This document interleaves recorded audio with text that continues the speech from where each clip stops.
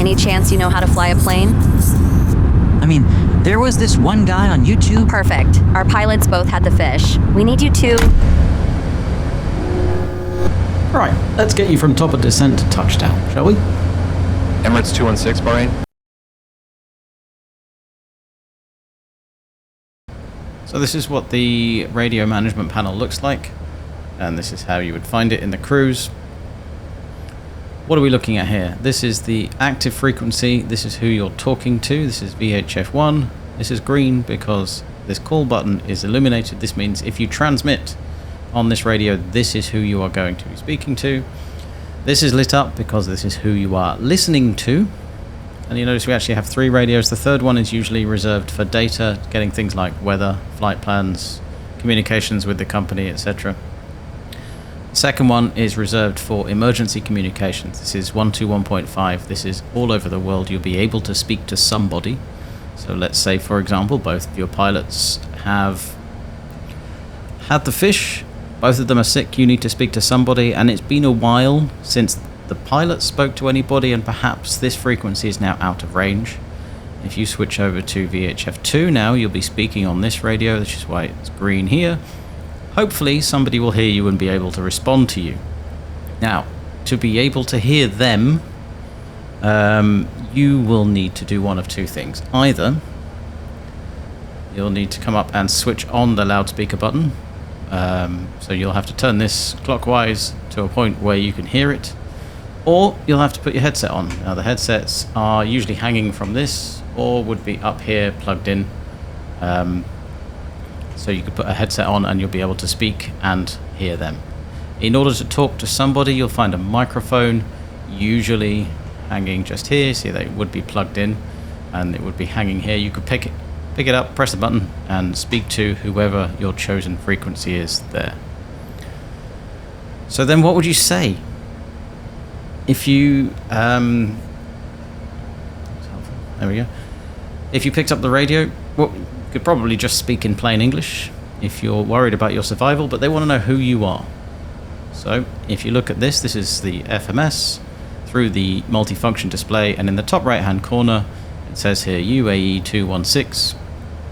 That would be your call sign. So UAE is Emirates, it would be Emirates 216, and then you could just talk to somebody. Can somebody please help me? So then you're going to want to have a look at your aeroplane and what it's doing. So this is the interface we have between the autopilot and the fleshy organic bit sitting behind the controls. What actually are we looking at here? The screen on the left is the primary flight display. This is the brown bit is the horizon, the blue bit is the sky. Generally, if it doesn't look like this, things are not going to end very well for you. Let's start in the top left-hand corner. These black boxes up here are the flight mode annunciators, the FMA. This is essentially the autopilot telling you what it's doing. So on the left you have the speed. So right now Mach, when you're high up, Mach is essentially the speed. The number down here is the percentage of the speed of sound. So you're doing currently 85% of the speed of sound. This is the speed target generated by the computer. So right now the autopilot will manipulate the thrust for you to keep you flying at that speed. This is the vertical mode. So this is going to maintain the altitude that you've selected. See, there's a blue box around 40,000 feet. And you're in cruise, which means it's going to let it go up and down a bit to keep it a bit more comfortable for the passengers. This is your lateral mode. This means the FMS is navigating for you. Essentially what you've programmed is this green line here, and as you can see the aeroplane is turning by itself because you've asked it to follow and navigate along this green line. These will come up later when we start to fly the approach, so we'll ignore that one for now, come back to it. On this is the autopilot and auto flight modes. So this is currently saying that autopilot 1 is controlling the aeroplane.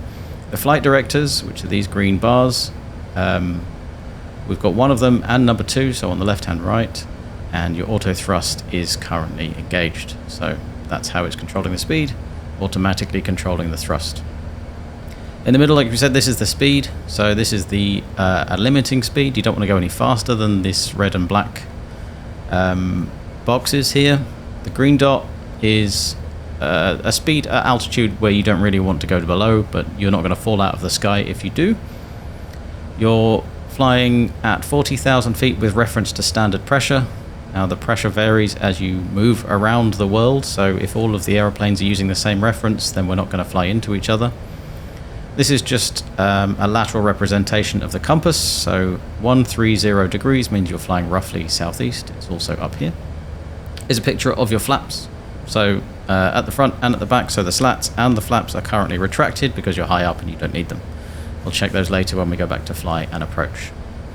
This is your navigation display. Things that are displayed on here depend on what you ask it to display. So if you come up here, this is the EFIS control panel. So if all of these 4-letter codes here, the pink asterisks with the 4-letter code are airports. So if I turn that off, we now don't see the airports on this side. You want to see the terrain, you can switch that on, and it would generate, if it was a fully functional simulator, it would generate a map of the terrain. I don't know why the autopilot keeps disconnecting. Please, there's a good example of how you would engage the autopilot if you needed it. So it now says autopilot on, AP1 on. Do you know what it is? I think I've just kicked my rudder pedal. Done that a couple of times. Don't kick the rudder pedals when you get in an airliner. It doesn't end well. Other things that you can display, constraints, those are really altitudes or speeds that you should be flying if you're trying to fly an approach or a departure. And then of course the weather.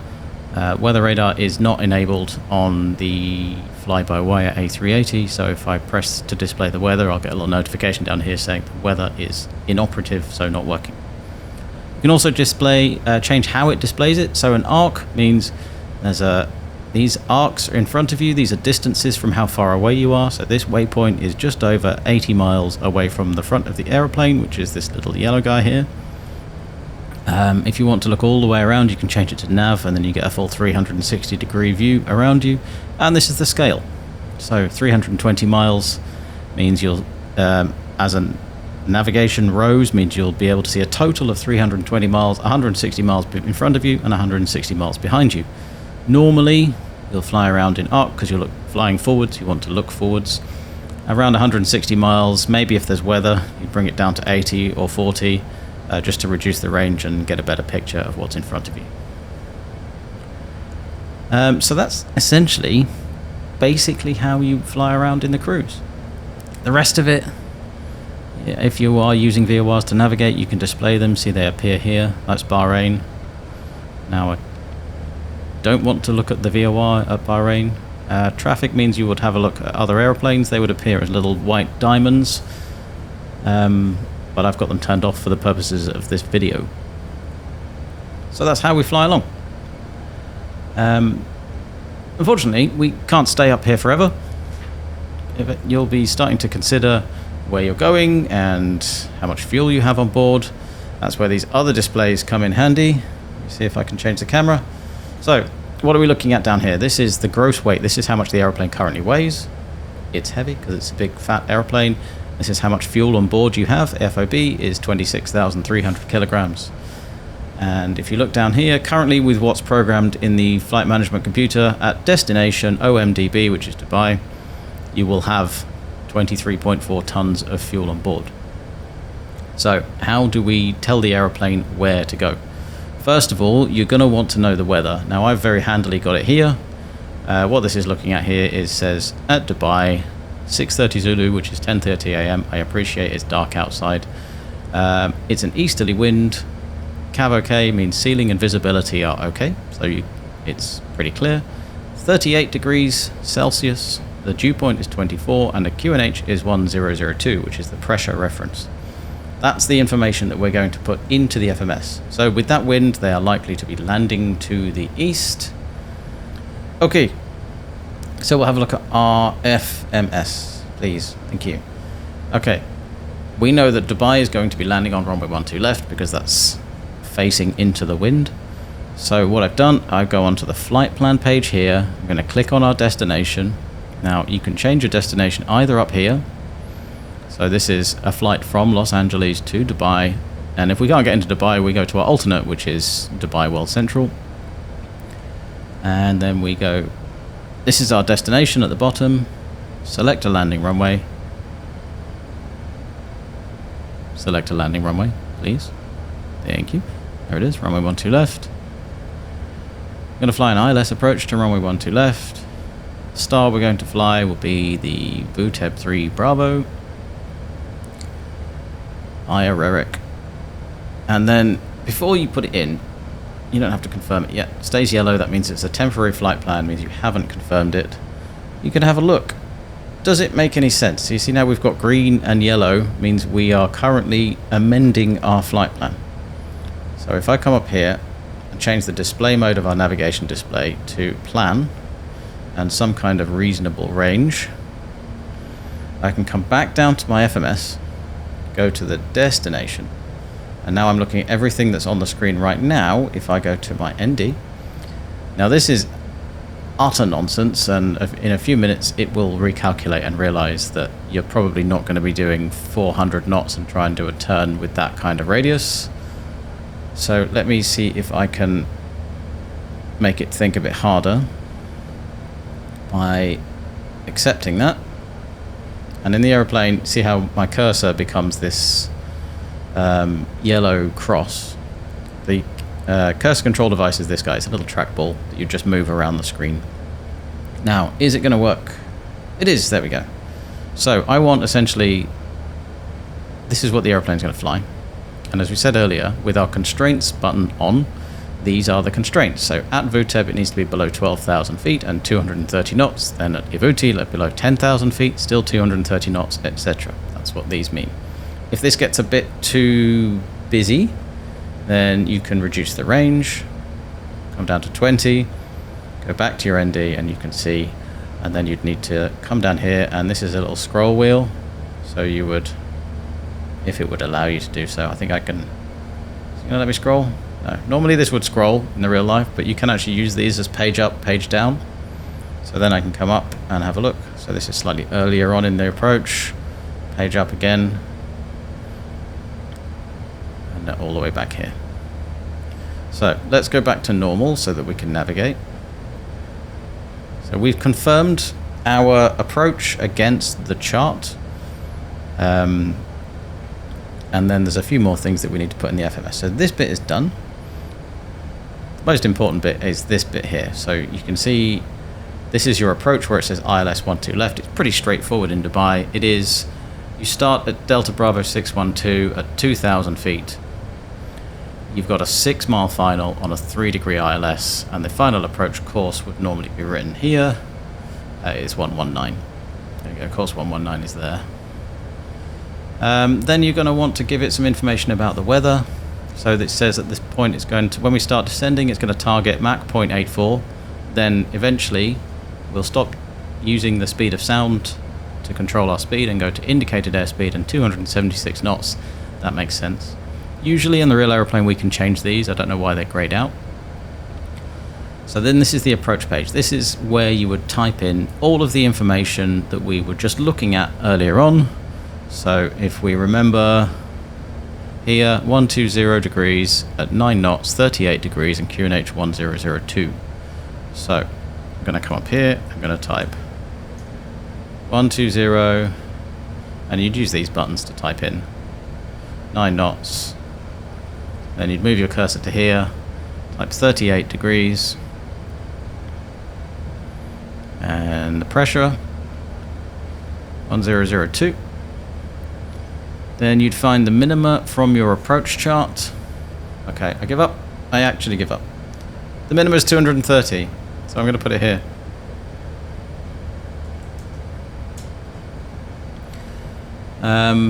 We'll either go around because those are operator independent. Some people would leave it as standard 1,000 feet above to start accelerating. Others would go all the way up to your missed approach altitude of 3,000 feet. So given that they're all different, I will leave it. And then we're actually ready. So when do you start the descent? You can see on here, you've got all of these waypoints, and one of them says T/D. That is your top of descent. So it says at 1544, you should start your descent so that it can be as efficient as possible. You can also go onto the performance page, come here, prediction to your top of descent, 1544, that is in 66 miles from now. Or you can even look on your navigation display up here and you'll see this little white arrow. This is the point at which you should start your descent. So then how do you start your descent? How do you make this thing go from cruising here at 40,000 feet to actually going downwards?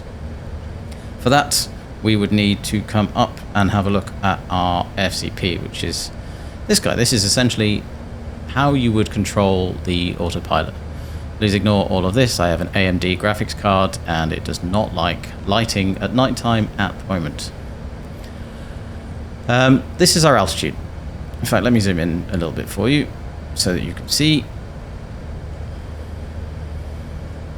Okay, this is how you would control it. So this is the altitude. You can just turn this, and this is a selection.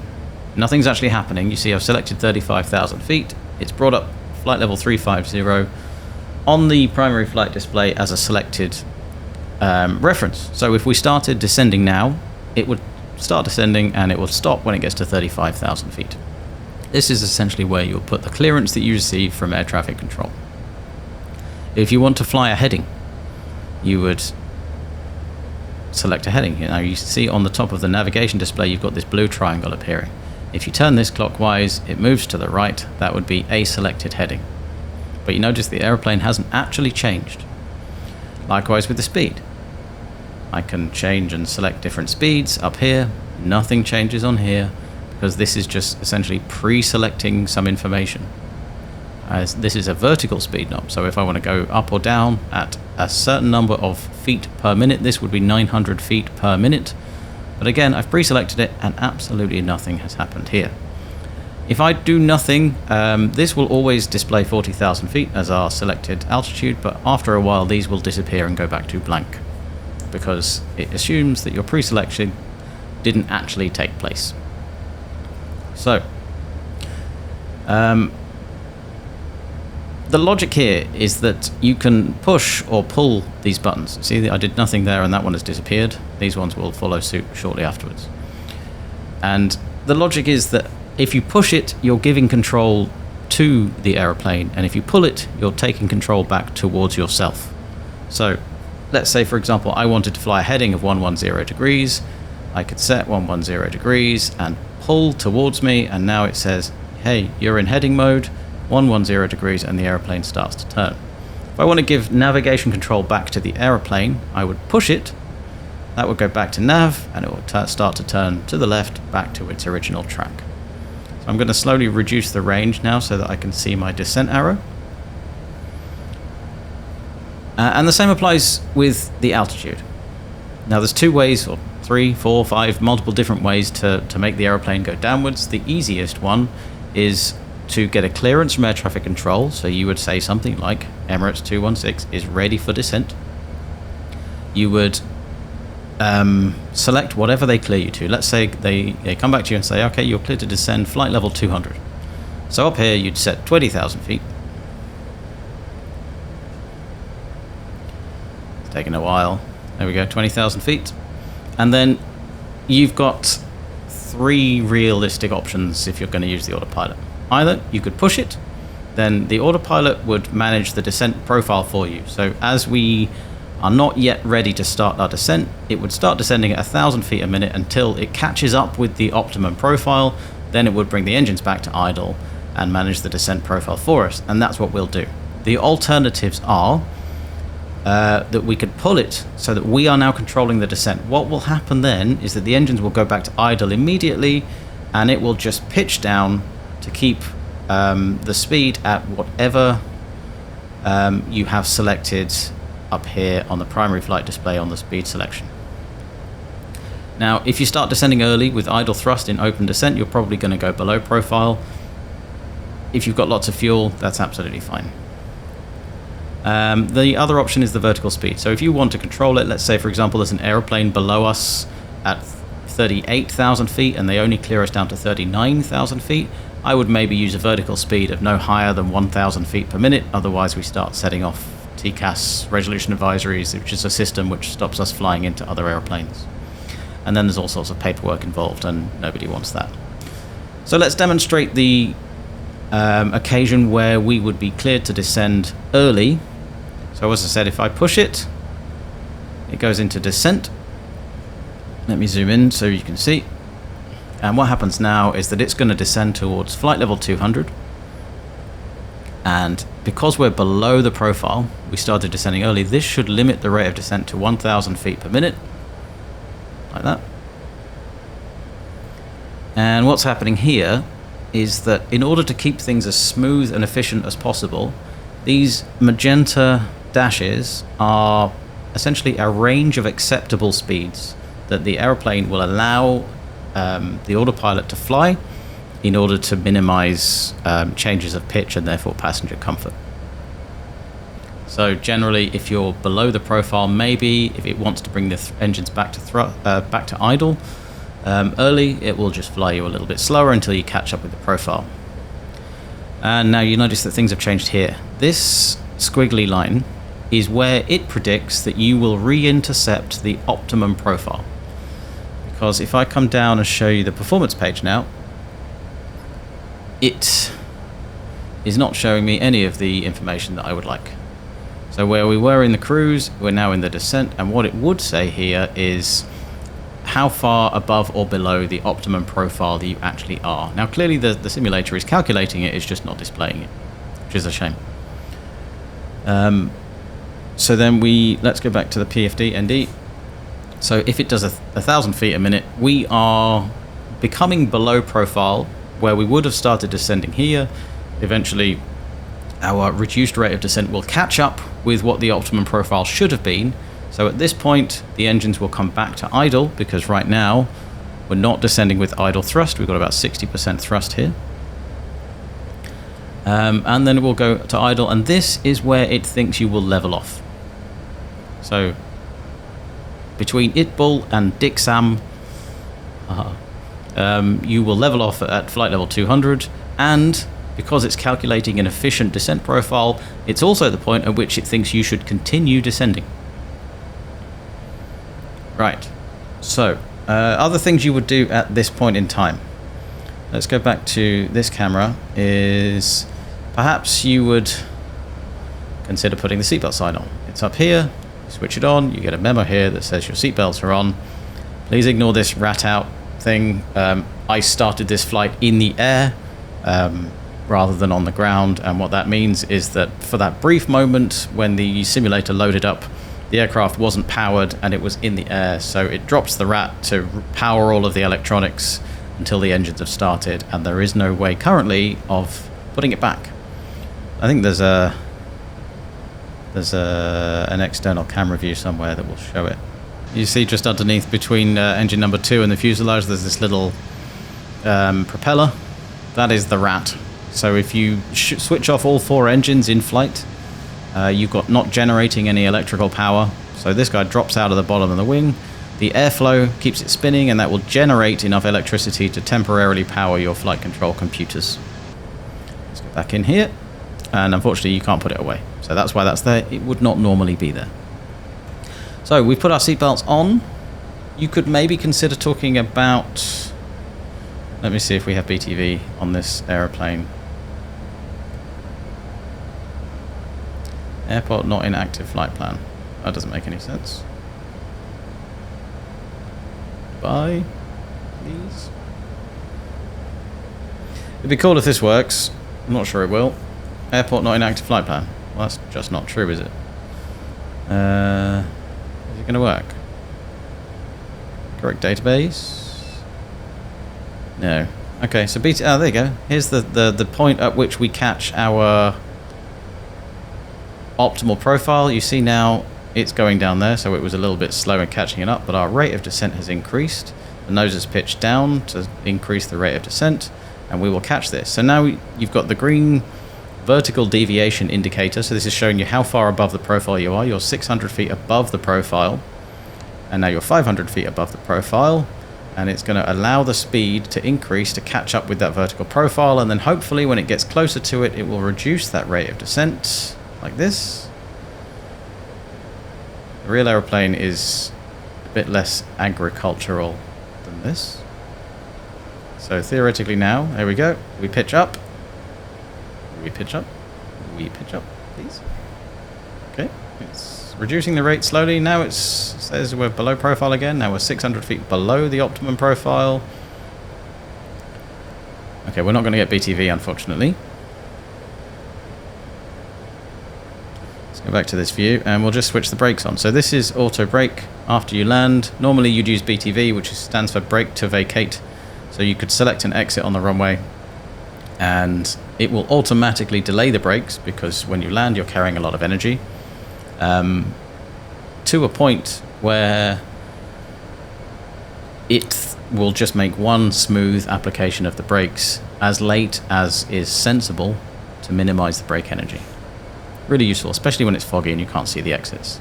But let's go back to basic auto brake mode. So select brakes low, and it will say here brakes low.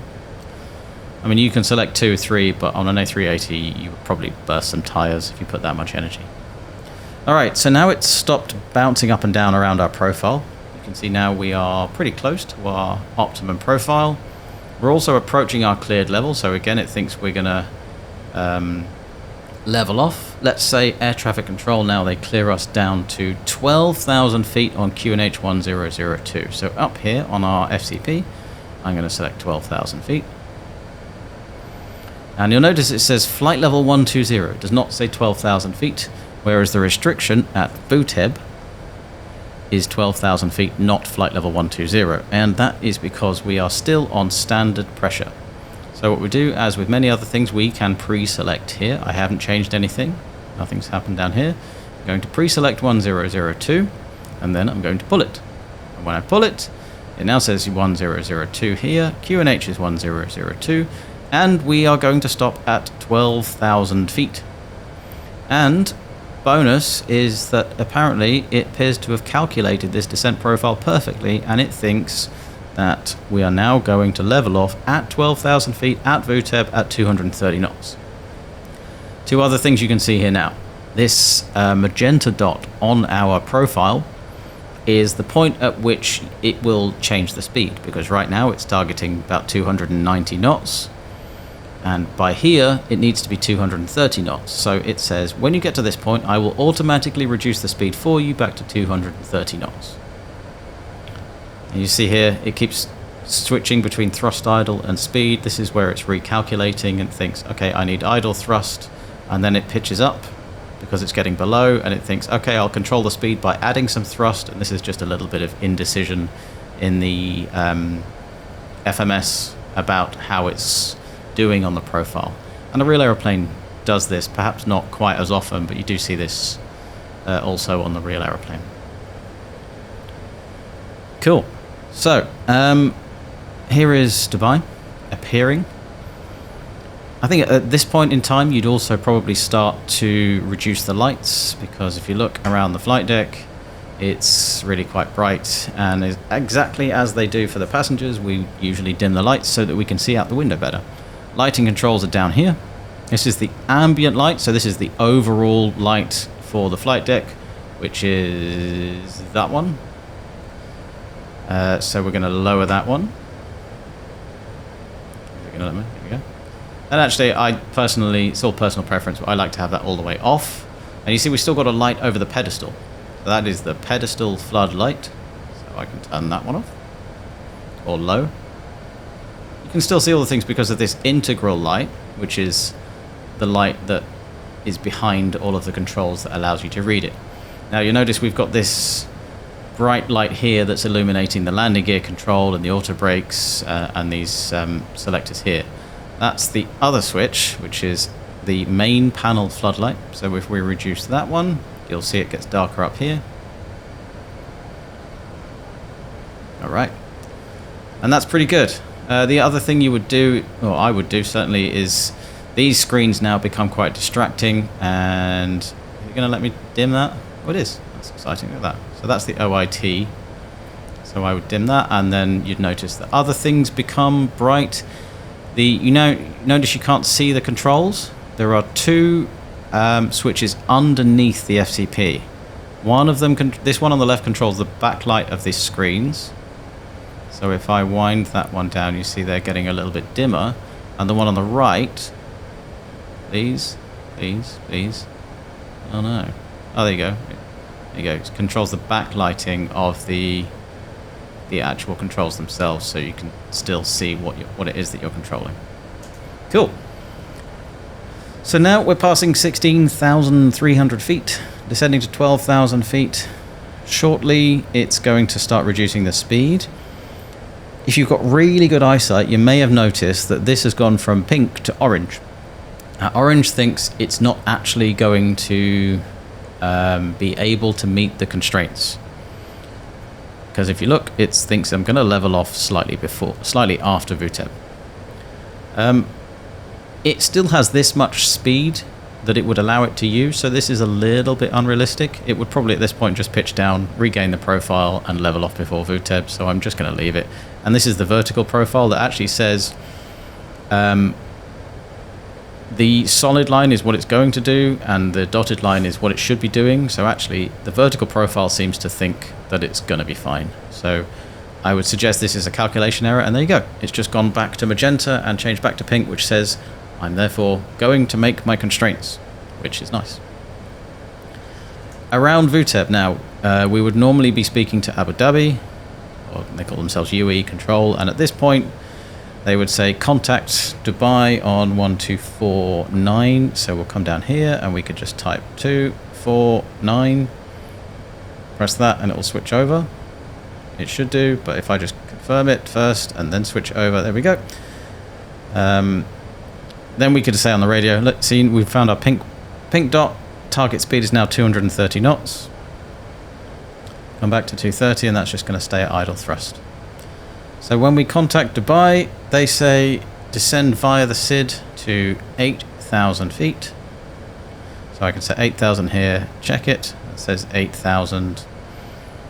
And then it's going to essentially follow all of this profile to... I mean, this SID... Sorry, I might have just touched me rudder pedal. Again, that's really annoying. I'm going to have to move those. Autopilot disconnected. I put it back on. It says AP1. We're still doing what we want it to do. I'm going to leave my feet alone. So yeah, it's actually unusual. If you look at Flight Radar 24 and the aircraft arriving into Dubai, it's unusual to actually have to fly all of this routing. Normally, you'll come downwind here, somewhere around DB427, you'll turn right towards SOGAP, and left again to Rerek, and you'll just sort of cut out bits of it. But at all of the points, I would be monitoring the profiles, because if it was particularly quiet, as you can see, there's no traffic, we might be able to go from here, straight to here, and straight in. We'd probably save 10 minutes and a bunch of fuel, which would be really useful. So then how do we know how far away we are to be able to make that calculation? Normally, you'd wait until 10,000 feet, but if I press the LS push button, within 30 miles, this should be displaying the ILS. Why is it not? It's selected here. Maybe it's programmed in this simulator that we're still 78 miles away. It shouldn't work, but actually we're not. We're only 30 miles away as the crow flies, so it should be really displaying the ILS. Other things I could do is to look at the navigation display. If I look on here and I say, okay, from here to here, it's all sitting on the 30-mile line. So we're about 30 miles from touchdown. At 230 knots, I could make it from 11,000 feet, I think, with a bit of speed brake. Generally, you need about 3 miles per 1,000 feet, or you can just multiply this by 3, and a bit of space to slow down. So we'd need about 33 miles from here. And given that we've got to go from here across the track and fly in that line, it's about 33 miles. I think we could make it from here. And then, of course, you'd need a bit of space to slow down. As we approach 10,000 feet, the other bits that you would do, the landing lights would need to go on. That's a pilot monitoring job, of course. And then once you've done everything you need to do, in this area, you'd probably check on the position monitor page, which is not available, that you've still got GPS. And then you'd do the approach checklist, which is that one. And the barrel reference, so we're set on QNH 1002, both of us. Minimum 230 is what we set here, and the auto brake we've set to low. And that's our approach checklist complete. I don't know why it just disappeared by itself, but it's complete. Let's reduce the range so we can see where we're going. So let's say they say, okay, you're going to go from DB427 to ALNET and rejoin the star. You can either do it in heading, like a savage, or you can be a bit more civilized, come into the flight plan page, click on DB427 and go insert next waypoint. And if you click on the right hand side here, you can pick whatever you want, but we said DB427 to ALNET. Now we've got our temporary flight plan again. We can come up here and have a look. This is what we're proposing it does, is join those two waypoints, which is correct. And then I'm going to say, yep, that works. Let's insert it. So if we look up here, we've now generated our waypoint there. So ATC says you're cleared to descend 6,000 feet. Set 6,000 in the window. Make sure that it says what we want it to say. 6,000, and this thinks we're now 3,000 feet above profile, but we're definitely not, because 9,000 feet would require 27 miles and a bit more to slow down, maybe 35 total miles, and we currently have 48 miles. So perhaps this is looking at one of these waypoints. This thinks we're going to do 185 knots of passive, which we're definitely not going to do. Actually, there is the runway at Sharjah. We're not going to land there. Dubai's over here somewhere. But we do kind of point at Sharjah, and then we turn and go and land where we're supposed to go. Alright. At some point, you'd need to change the aircraft from descent into approach mode. So, let's have a look at this. See, it's still in descent, and there's this button down here that says activate approach. Right now, the speed is controlled by the star. So the star arrival procedure has a limit of 210 knots, which is why that's what it's targeted. In order to be able to have the approach managed, the speed managed during the approach, you need to activate the approach phase, which means it's going to target your approach speed, which is what's calculated here. Eventually, you need to come back to 138 knots before you land. So, what I'm going to do is ask my pilot monitoring to activate the approach phase. Now the speed target has disappeared. Well, actually it hasn't. What's happened is that the speed target is now the green dot, or the minimum speed for the configuration that you're in at the moment. So while we haven't got any flaps out, it should decelerate to 195 knots. Then you'd hope as it gets towards 195 knots, it will increase the engine power. Please. Please, please, please, please. I don't trust that it's going to do that, so I'm going to select flaps 1. So now we've got our flaps extending here, and actually I think this is going to keep trying to keep going all the way back to 138 knots, which is not correct. What it's supposed to do is decelerate to green dot. See, even this is now going to... Okay, I'm going to intervene here because that's not correct. So I'm going to pull the speed. Alright. Now, it's going to... What's it going to do? Let's try something. Let's go vertical speed. Hello. I don't want to do 2,400 feet a minute. Let's go VS minus 15. I see speed VS minus 15. Now we're adding some engine power. Good. What happens if I manage the speed? There you go. We've got a green dot target. It's not green, is it? Try again. We've got a magenta dot target. So our managed speed target is now S speed, which is correct. Okay. ATC says Emirates 215, you can descend to 4,000 feet. And you see that? It was in out star. I selected a different altitude while it was leveling off. And now that's generated what's known as a reversion. So it said, hey, I was leveling off, now you've changed the altitude. So I'm going to select what your vertical speed was at the time. And this is going to flash to say, hey, just be careful because I was going to level off. And that's what's known as a reversion. Okay, let's monitor our approach. We've got 37 miles, 4,000 feet. That's fine. We're 14 miles at, if we went straight in at 5,700 feet. That's not so bad. When could I turn? 14 miles would... So 15 miles would need 4,500 feet and some space to slow down. So actually, I think I could turn base here. So let's go selected heading. Let's turn left heading 210, which is base. Oh, this is going to take forever. We're going to select 2,000 feet so it keeps going down. Oh, why are you so rubbish? Turn! Turn, please. Oh my word. Anybody knows a way to make this turn quicker? Please. It's actually going to ruin my approach. I'm now looking, I'm seeing 17 miles, 4,900 feet. That's good. I can reduce this to VS at 800. I want to go to 210. Heading 210. Come on. Because I actually want space to tidy up the FMS, but I'm not going to get that, am I? I'm going to select a heading of one. In fact, I'm just going to do that. Come on. Why is it taking so long? Oh, this is really frustrating. Anybody knows somebody at Fly-by-Wire, can you please ask them to change the sensitivity of this silly heading knob? Alright. Why is that just zoomed me like half a mile out? Okay, I'm going to press the approach push button. Why is it not letting me press the approach push button? Please? Why is that not working? Please? Oh, come on.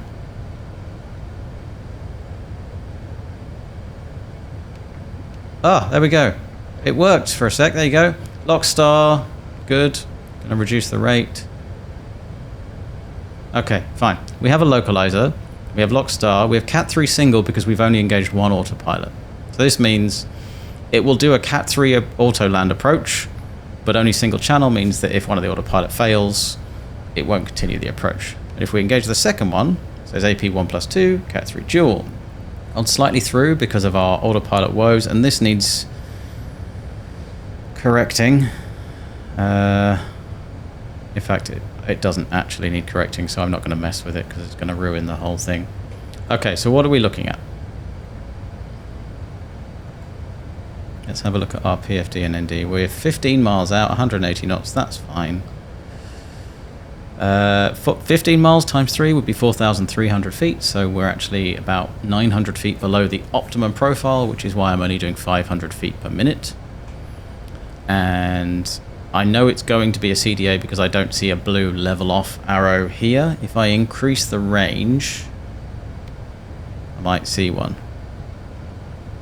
I won't see one because it's missing some information again. So 13 miles would be 3.9, wouldn't it? So 3.4, still now about 500 feet below the optimum profile. Eventually we'll need to start configuring.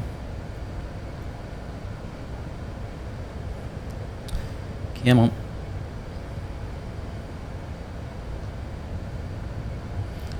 Okay. This all looks correct. I'm not going to play with the FMS because it'll disarm all sorts of stuff, and it took me so long to engage the approach mode just then that I'm not going to touch it. This is the point as you're approaching glide slope intercept, it might be a good idea to select flaps 2. So I'm going to select flaps 2. Now the managed speed target becomes F speed, which is good. The alternatives are that you could take control of the speed yourself. So let's say I want to fly at 160 knots. Pilots, people, it is okay to fly below S or F speed. It just means it will limit the bank angle. The SCTM says it's okay to do so as long as you are not expecting turbulence, maybe there's wake turbulence, etc. Glide slope start means it's now going to follow this glide slope. So up here, and the altitude reference can be 3,000 feet because that's the approach, the altitude we would climb to in the event of a missed approach. So I'm now going to do 160 knots to 4 miles. Around 7.5 miles, I'm going to lower the landing gear. And we want to confirm that this is a correct glide. A, we can see 2 reds, 2 whites out of the window, and that looks normal. But also, we can just multiply this by 3. So we're 8.5. We're at 2,000. Well, 8 miles would be 2,400 feet. Add a bit more, it would be 2,550 feet, which is exactly where we are. So this is a correct and appropriate glide slope. So we are approaching the point where we should lower the gear. 2,500. Do it on here because it's working. So the gear goes down, then the spoilers need to be armed. You're going to select flaps 3. Okay, and then the nose wheel lights would go on, please, please. There we go. And the turn off lights would go on, so you can see where you're going. We good on the configuration. One more stage of flap. You can land config 3, but today we're choosing to land config full. So we're going to select flaps full. You can do the landing checklist now. There's a memo there, but we still have to do the checklist. Checklist there, please. Okay, it's going to actually want me to scroll all the way down, so I'm going to focus on flying instead. And we're approaching 4 miles. So I'm going to manage the speed and then press up. That gives the control back to the airplane. You see our managed speed target now has come back to RV approach of 137 knots. So therefore the engines come back to idle. And now I'm going to show you an Autoland, hopefully. What's going to happen is by 350 feet, usually at about 400 feet, these glide slope and lock modes, they will change to one big FMA that just says land. That means currently, as things stand, everything is capable of performing an autoland and the systems are working normally. That's hopefully what we want to see. If we don't see that, then we have to take over and fly manually or go around. Then about 50 feet, you'll see it change to flare. That means it's going to stop descending on the ILS and use the radio altimeter, which is this guy, to determine when it wants to reduce the rate of descent. 1,000 feet, that's when we should be fully stable, and we are. It will then call me a retard, and now it's not being abusive. What it means is retard the thrust levers, and by that I mean bring the thrust levers to idle. If I do nothing, it's going to do so anyway, but if the thrust levers aren't at idle, the spoilers won't deploy, and therefore we won't be able to select the reverses, and the auto brakes won't work. So now I'm just monitoring. If it was foggy, I would be very much focused on the PFD because there's nothing to see out of the window. So you can see this going up and down. Essentially what's happening is that it's reading variations in altitude as we go over the top of these buildings, but this area, in order to perform an autoland, has to be completely flat. So as we approach 400 feet here, 400. see, we've got it twice because we went over a building. Now we're going to expect this to say land. There you go. 100 above. That's good. I've got a Cat 1 minima in here, but it doesn't mean it's going to disconnect the autopilot. It just means that's all the visibility I need. Minimum, continue. You don't have to put no DH as the minimum in order to fly an autoland. You can do a Cat 1 autoland. 50, 40, 30, 20. There you go. It's flaring itself. Retard. There you go. It's called me a retard. So I'll close the thrust levers. It's going to do a much better landing than I could ever do. I'm now going to select the reversers. Make sure that the spoilers have deployed. Reversers have deployed. Brake low, and we're decelerating. Now the autopilot is still engaged. So in order to actually vacate the runway, I need to disconnect the auto brake, like I just did there, and disconnect the autopilot, like that. So obviously in real life I'd have gone a bit quicker than that, because now we've stopped. So let's put a bit of power on, and we'll vacate the runway. Come on. Thankfully, Dubai Airport is uncharacteristically quiet. I see real pilots do this all the time. Please, you know where you're going. You don't need the OANS. The OANS is the airport map by going to zoom. You don't need it, nor do you need the camera until you've vacated the runway. The most important thing is to prioritize driving your aeroplane for now. So if you're still on the runway, please just focus on vacating the runway. I've actually had pilots reach across and select the ONS on my side of the flight deck whilst I was flying the airplane, thinking they were being helpful, when I'd much rather they focus on the task at hand. Alright, so we're now going to vacate the runway.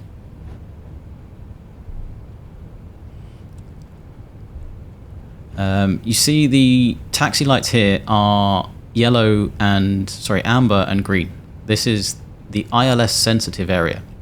So in actual low visibility operations, this is the area that needs to be clear in order to perform an autoland. So if ATC says, let me know when you've vacated the runway, we haven't until our entire aeroplane has finished crossing all of these lights.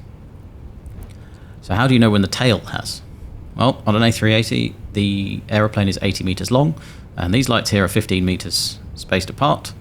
So you can do some simple maths. Once you've gone past 6 of the green lights, you are runway vacated, and they can let somebody else either take off or land behind you. So once you have vacated and you haven't got ridiculously oversensitive rudder pedals that I need to amend, you will be receiving directions from air traffic control, and what they'll say to us today is go up as far as Mike 14 Bravo, hold short, so which is up there somewhere. Then you can think about doing the after landing bits. Now, pilot flying to not blind people can turn off the landing lights now. We can put the nose wheel back to taxi, and if we're not on a runway, we can put the strobes back to auto. Then, once you're happy with where you're going, you can signal to your pilot monitoring that they are now free to start the after landing flow by disarming the spoilers. You push that down, and then the pilot monitoring comes and retracts the flaps. Operator specific, but more than 30 degrees at the moment. We tend to leave them at flaps 1+F, just to allow the wing to cool in hot conditions when it's more than 30 degrees outside. I doubt it's going to work on here, but you would switch on the taxi camera if you wanted a reference to help you taxi. And then you'd bring this onto zoom, and it would give you the airport moving map, which is really useful, but if you know where you're going, you shouldn't necessarily have to rely on it.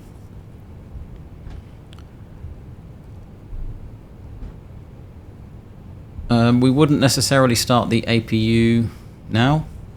We don't need it, and it's just burning fuel unnecessarily. Oh, we have a moving map. That's incredible. All right, and it works. This is the BTV. Let me zoom in and show you. Sorry, this is the ONS, Onboard Airport Navigation Service, and we were cleared to Mike 14 Bravo.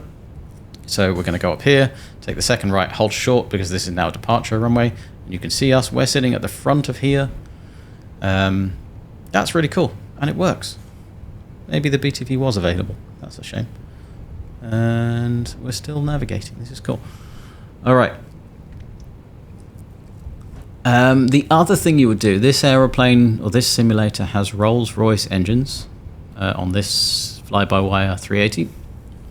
And engine cooldown has to be 5 minutes from high thrust operations. By high thrust operations, they mean approach power is fine if you use idle reverse, but we didn't use idle reverse. So if we wanted to shut down engines 2 and 3, they would need to be 5 minutes from the moment that we selected reverse idle. So I'm going to turn right here and hold short. But I'm not going to hold short because there's no traffic, but we would normally hold short.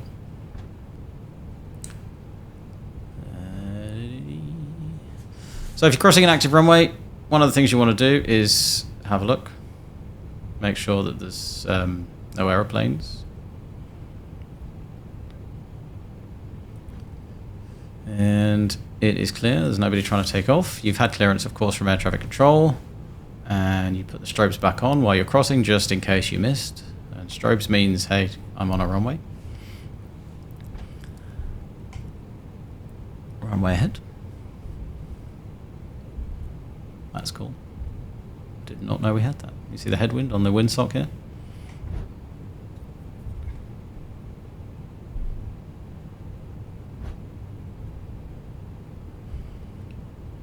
Now, I've got a bunch of generic aeroplanes parked on Concourse A, so we'll just drive around until we find an empty stand and park on it.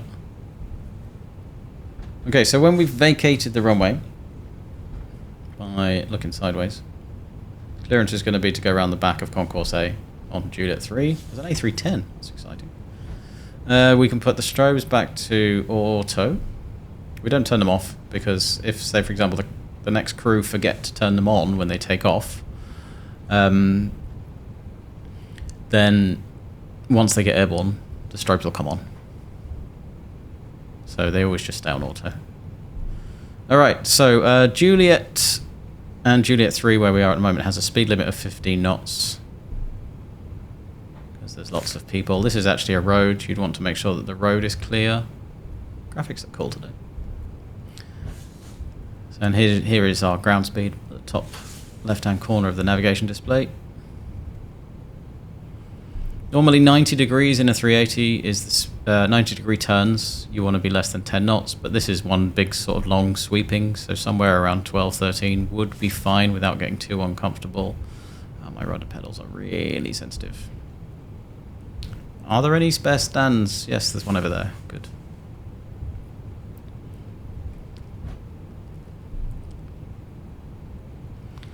And then you can do, once you've had 5 minutes, and let's say we've had 5 minutes, you can do a reduced engine taxi.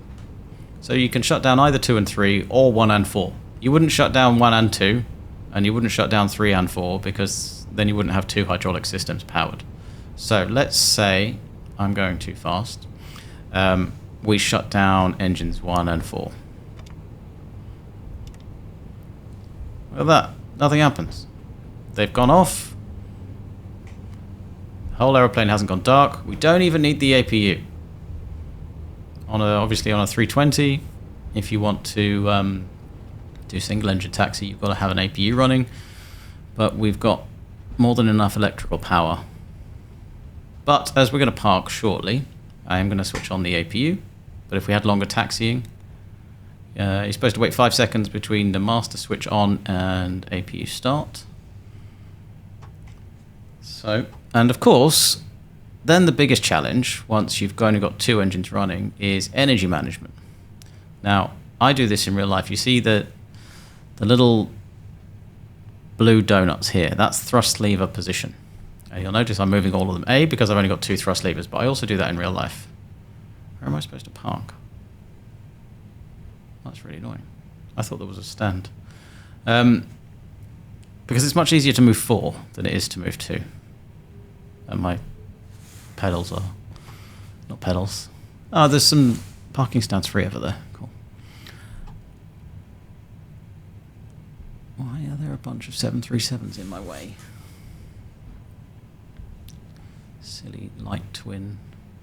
It's a cool livery, that. It's 3 of them. Alright, let's pick one of these stands. We can park on these.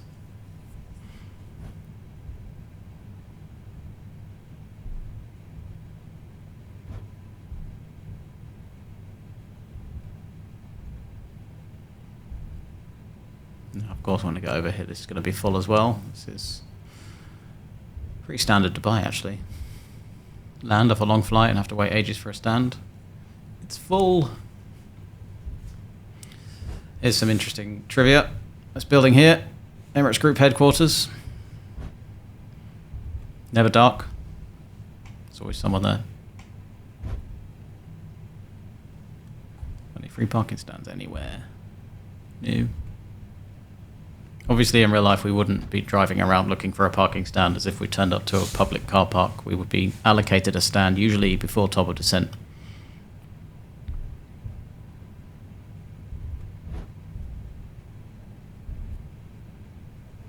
Isn't that Bravo 26? I think it is. Yeah. We can use that one. It's usually Bravo 26 right. You see the bit that says A380 only here. Bravo 26 right on the ground. So we'll take that one. 15 knots is too fast. Let's have a look at our turn. See, there's actually 2 lines. And this dotted line, hold on. See, the Bravo 26 left is not the one. But this dotted line on the floor here is the one that we want to intercept.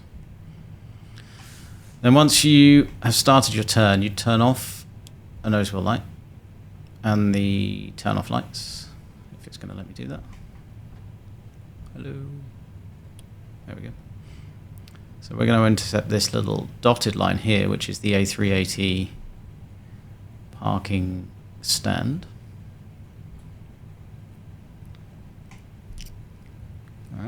And we'll have a look out the window and make sure, yes, it's clear left. The bridges are where they should be. Guidance, I don't think is going to come on. And normally you'd come on to stand at somewhere around 3 knots or so. Now my camera shortcuts are all set up for the 350, so I don't think I have a top down or a belly cam available. If I press a button, this could go wrong. That's not going to help, is it? No, well, that will work. There we go. We're on our dotted line. You see the 380 fits nicely in between these white lines.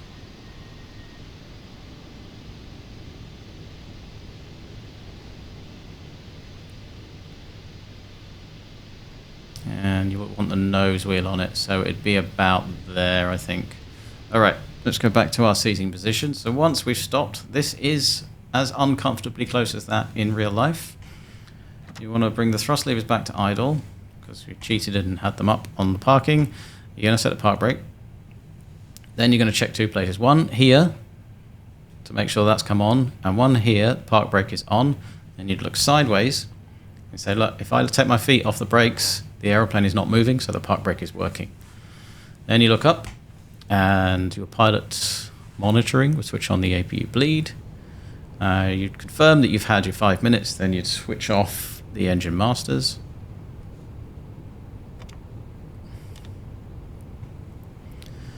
And wait for these to spool down. Generally, somewhere below 10% N1 would mean it's now safe for somebody to approach the airplane, and you'd signify to the ground crew that it's safe by switching off the beacon. That turns off the flashing lights downstairs. It means they can start to attach air bridges and ground power units, etc. You would, of course, have called your ground crew as you turned on to stand and asked them to disarm the slides, and I haven't got a clue how to do it on here. Services? Oh, the slides are disarmed anyway. Okay. So once they've disarmed the slides, then you can switch off the seatbelt sign. That means passengers can get up, not that they haven't already got up. Pilot monitoring then comes up and spends about half an hour turning off the fuel pumps because there's so many of them.